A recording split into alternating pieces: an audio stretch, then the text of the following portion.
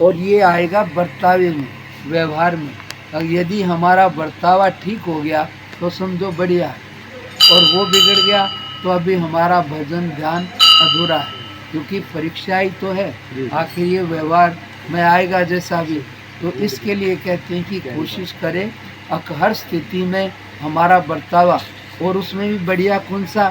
किसी ने उल्टा बोला तो कुदरत क्या कहती है आके, अरे तू बोलता कैसे है। उसने कहा अरे तू क्या कर रहा है, बोला तू क्या कर रहा है। इसमें कोई बड़ी बात नहीं है, वो तो वो भी वही जैसा उसने भेजा बड़ी बात की क्या पर है या सही कौन है। उसने उसको बोला कुछ भी उल्टा सीधा, लेकिन उसने भाव से बढ़िया बोला, उसके अनुसार नहीं बोला, प्रकृति के अनुसार नहीं बोला, तो समझो कि वो बढ़िया। इसको क्या बोलते हैं, विवेक। विवेक एक शब्द है और उसके अर्थ कोई कुछ भी करे, पर एक सीधा सा अर्थ है, ये उपसर्ग है, इसमें क्या वेग है। किसी भी वेग से अनुसार चले तो वो एक कुदरत या प्रकृति है, और किसी भी वेग को हटाकर कार्य कर ले तो वो वेग से परे विवेक है। इतने से में इसका बहुत बढ़िया सार है, ज़्यादा और कुछ नहीं है। ज़्यादातर तो आदत में ही चलते हैं, जैसा धक्का प्रकृति का आया उसी के अनुसार कार्य कर गए, लेकिन उस धक्के को हटा करके ठीक कार्य कर जाए तो उसको बोलेंगे विवेक। ये साधना से होता है और वो अपने आप हो जाता है। इसलिए कहते हैं कि मन अपने आप कहाँ जाता है, संसार में, तेरी मेरी में। इसमें कुछ करना नहीं पड़ता, ले जाना नहीं पड़ता, या तो सो जाएगा या दुनिया के गप्पे या बातें करे। फिर साधना क्या है, इसमें इतना ही है कि इसमें ये जाने में कोई बड़ी बात नहीं है। अब पानी की बात रही, पानी किधर जाता है, नीचे जाता है, उसमें कुछ करना नहीं पड़ता, उसका स्वभाव है। लेकिन ऊपर ले जाना है तो बांध से मोटर से नहीं जाएगा, जाएगा पर थोड़ा, लेकिन फिर भी ऊपर किससे जाएगा, जो अग्नि से जो ऊपर जाएगा, इसलिए ऊपर जाएगा ऊपर जाने वाले से, समझे। तो नीचे तो चला जाता है, लेकिन ऊपर जाएगा ऊपर वाले के साथ से।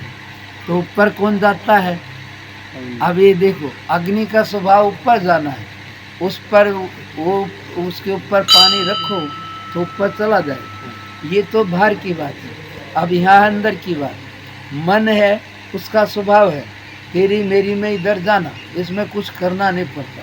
लेकिन इससे निकलेगा कैसे, जो निकला हुआ है उसके साथ संबंध करेगा तो निकल जाएगा, और यदि नहीं तो नहीं निकल पाएगा। इसमें समझने का इतना ही है कि तुम्हारा शुद्ध आत्मा, कोई आदमी कैसा भी है, सो जाने के बाद ना तो भय रहता है, ना चिंता रहती है, और ना कोई दुख रहता है। क्यों नहीं रहता,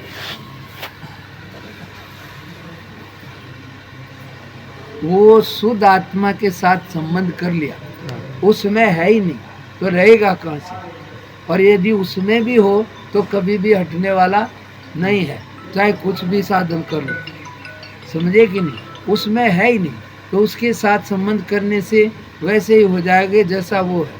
और जैसे ही इसके साथ संबंध करेंगे तो इस मिलावट वाले में सारा है।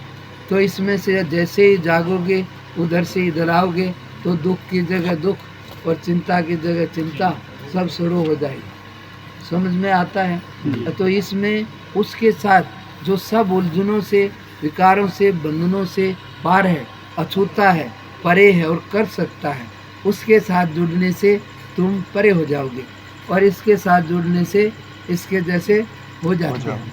तो ये जो जितनी भी अब जो सील की बात मैंने आखिरी बात बोली, मैं खुद भी अपने जीवन में कभी कभी देखता हूँ। अब कहना आसान है, पर जरा सी बात इधर उधर होती है ना तो गुस्सा आ जाता है। गुस्सा आना वो भी एक बात है, कुदरत है, लेकिन फिर भी यदि होश में आया है तो काफ़ी सुंदर, ठीक है। जैसे आया, पता लग रहा है किसी ने कुछ काम कर दिया, अभी हमारा किसी को कुछ समझा रहा है, तो वो क्या करता है, जोश में आ रहा है। अभी उसी समय हम भी वहाँ खड़े, अब वो भैंस है, वो पेशाब वेशाब करती है, उसने पूछ मारी, अब छींटे लग गए, अब वो क्या करेगा? कुदरत कहेगी या उसको कुछ कोई मार भी देता है। लेकिन मैं कहा भाई अब तेरे गुस्से से हमारे कोई छींट लगी, अब मैं कहा मैं गुस्सा करूं तो क्या हट जाएगी? हटनी तो है नहीं, धोनी मैंने ही है, बिना गुस्सा करे धो ले, इतनी सी साधना है। और नहीं तो गुस्सा करके धोएगा, अरे बिना गुस्सा करे धो ले। अब काम बिगड़ ही गया, ठीक तो तू नहीं करना है, अब और गुस्सा करके करेगा ठीक, बिना गुस्सा करे कर ले, तो गुस्से से कोई बढ़िया तो हो नहीं जाएगा और बिगड़ेगी। लेकिन कुदरत क्या है, वो पुराना जैसा जैसा किया है उधर ही धक्का मारती है। लेकिन साधना इतनी है अब भाई उसका रास्ता है, वो कुदरत का, वो अपने ढंग का है। यानी कि वो तो जैसा किसी ने कुछ भी बुद्धि है बाहर का ही दिखाती है। लेकिन जब थोड़ी ठीक समझ आ जाए कि भाई मेरा सही भला किधर है, तो उसको महत्व दे, ऊपर करे और अंदर से जागरूकता आ जाए, तो आप हर एक चीज़ से निकल पाओगे। थोड़ी भी होश आ जाए कि हाँ गुस्सा आ रहा है, पहली स्थिति पर शुरुआत में उसको आराम से देखते देखते हटाया जा सकता है। अब भाई हम यहाँ बैठे हैं, किसी ने कुछ पाँव रख दिया तो गुस्सा आता है, यार यहाँ पाँव क्यों रख दिया? अब जागरूकता है, अब तो अंदर ही क्या कहता है, अब भैया तेरे गुस्से से हट गया, हटने वाला तो है नहीं, हो गया, इसलिए शांत रहे। अंदर ही समझ लेना और अंदर ही शांत कर देना, ये सबसे बड़ा तत्व है जिसको बोलते हैं अंतर तत्व। बाहर जाके कहीं कुछ करो, जल्दी कुछ होने वाला नहीं। इसलिए अंदर बीमारी है, अंदर ही उसको समझ के हटाने का यत्न करें, तो ये अंदर की साधना है और ये सबसे बड़ी है। भगवान ने ऐसा कहीं नहीं लिखा है, इधर इधर उन्होंने इतना जरूर लिखा है कि शुद्ध एकांत देश में, यानी कि जिसमें हमारा अनुकूलता है, वहाँ बैठ के बराबर आत्मा को परमात्मा में लगाए। शुद्ध एकांत का भी मतलब क्या है कि जिसमें किसी प्रकार का उल्टा सीधा वो ना है, क्योंकि एकांत से प्रकार के होते हैं, कई चोर भी एकांत देखते हैं और साधु भी एकांत देखते हैं, वो सब ही अपना। लेकिन शुद्ध का मतलब है जहाँ बाहर से कोई भय नहीं है, कोई ऐसा नहीं है, आराम से बैठ सकते हैं। ये आगे की बात है, पर यहाँ पर जो बात थी सील की, यानी कि बर्तावा हर स्थिति में कोशिश करके आकि बिगड़ भी जाए तो अकेले में बैठ के फिर ठीक करें, आकि रहना व्यवहार में है, आखिर आना व्यवहार में है और कुछ ना कुछ इधर उधर होता ही। लेकिन हमारा संतुलन ना बिगड़े तो समझो नहीं बिगड़ा तो तुम्हारी स्थिति बढ़िया है, फिर आराम से पूरी दुनिया में पार हो जाओगी। और संतुलन बिगड़ गया तो फिर अभी यहीं पर रहोगी। इसलिए जब तब सब किया, लेकिन बर्तावे में गड़बड़ आ गई तो अभी गड़बड़ है, और बर्तावा सही हो गया तो भले कुछ किया या ना किया फिर पास हो, क्योंकि आखिर व्यवहार ही तो बताएगा। और व्यवहार इसलिए कहते हैं हर स्थिति में जो अपने को साथ गया, संतुलन नहीं बिगड़ा, तो वो किससे, वो उसमें स्थित है, जब ये नहीं बिगड़ेगा, क्योंकि वो बराबर है और कोई भी बराबर नहीं, और उसमें स्थित है तो वो भी बराबर रहेगा। और ये उसकी पहचान है।